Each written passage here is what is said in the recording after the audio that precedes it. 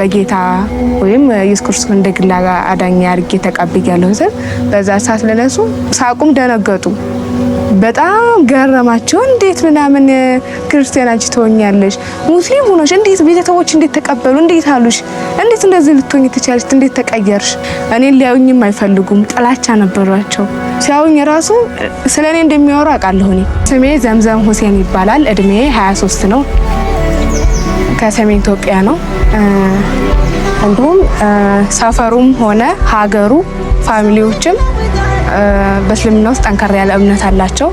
ክርስቲያን በቁጥር ካልሆነ በቀር የለም ምንም አናቅም እና ክርስቲያን ሊሆን ብሎ ማለት ፈጽሞ የማይታሰብ ነገር ነውና አይታሰብም ሁሉ አይገመትም። However, after Zemzem moved to a new city to study, a Christian friend gave her a Bible, and in time she chose to convert. ጌታ ኢየሱስ ክርስቶስ በተቀበልኩበት ዕለትና ሰዓት ውስጤ ፍጹም ደስታ ነበር እና ከቤተሰብ የሚመጣውን ከሌላ ከጎረቤት ከእህት ወንድም ሁሉ የሚመጣውን ለመቀበል ያንን ዝግጁ ነበርኩኝ። የነበሩ ጓደኞች ሙስሊም ነበሩ እና ያን እውነት ሲያውቁ ክርስቲያን እንደሆንኩ ሲያውቁ ቀስ በቀስ እኔ ጋር መለያየት ፈጠረና በቃ እኔን እያዩ ለኔ ስለኔ ያወሩ ነበር። እቺ እንደዚህ አርጋ እምነታችን አሰደበችው ወጭ ባለጌ እንዴት በቃ በጣም ብዙ ነገር ስለኔ ያው ነበርና እነዛ ሙስሊም ጓደኞቼ ከኔ ሙሉ ለሙሉ መራቅ ፈለጉና ራቁ እና እነሱ በዛ ሰዓት ያው ቤተሰብ ምን ሲያቅ በፍጹም በምኖርበት ማህበረሰብ ተቀባይነት ፈጽሞ አጣሁ። ማንም ሊቀበል ፍቃደኛ አይደለሁም። In Zemzem's culture, Muslims often believe the Christians are paying people to convert. ያንን ነገር ስለሚያውቁና ቤተሰቦቼ ቤት ሽጠን ያን ብር መልሽላቸውና እኛ ቤታችንን ሽጠን እንስጥሽ ላንቺ በቃ በምትማሪበት ነገር ላይ የምትፈልገው ነገር ከፈችበት ያን ህይወትሽን በዛ ምሪ ብርም ከሆነ ብራቸው መልሺ ትዳርም ከሆነ ይቅርብሽ የሚል አስተሳሰብ ነውና አይ ፈልገው ምንም አይነት ነገር እንዳላታለለኝ ትዳር እንዳልገባው እንዳላታለለኝና ብር ሰተውኛ እንዳልሆነ ደግሜ ነግራቸው ለነሱ የውርደትና ሞት ነበር።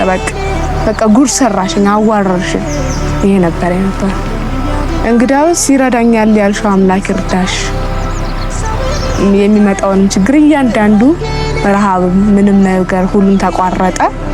ግራ ገብቶኝም ነበረ። የማማከረው የለኝም ይሄን ስጡኝ አድርጉልኝ የምለው ነገር የለም ነበረ እና በጣም ግራ በተጋባኝ ሰዓት ነው ጌታን በቃ የደረሰልኝና እግዚአብሔር ይመስገን በዛ ሰዓት ጌታ ደርሶልኛልና ነገሮችን ያለፍኩት በዛ ሁኔታ ውስጥ ነው።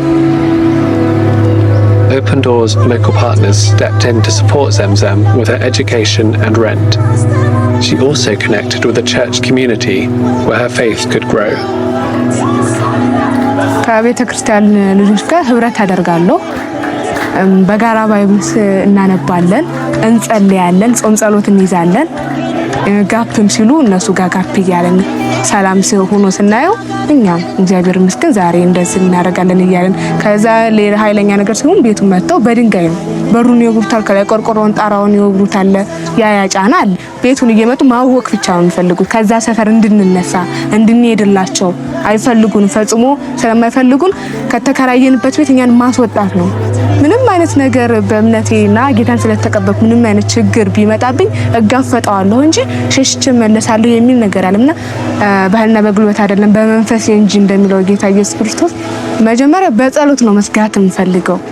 ሁሉ ነገር በጸሎት ይሆናል ብዬ አምናለሁና ጌታ እንደሚረዳኝም አምናለሁ። የገባው ሚስ ሚጨብጣው ሙሉ የጠፋው ወንጌልን ያመነ አቤት ስንቱ አረፈ። እንኳንስ ለራሱ ለሌላው ተረፈ። ወንጌል ለውጦኛል አድኖኛል ሚል እግዚአብሔርን ያክብር።